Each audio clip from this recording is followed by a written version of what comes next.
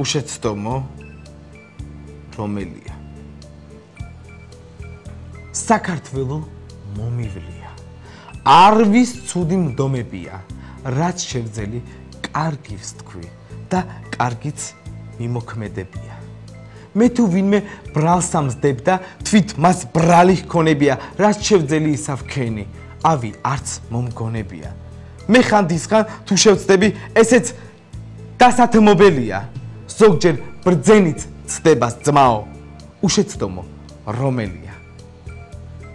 ლექსის ავტორია ყოფილი სახალხო თქმელი წალენჯიხის რაიონის სოფელ ჯგალიდან შოთა მიხაზძე კვარაცხელია. დიდი მადლობა ბატონო შოთა.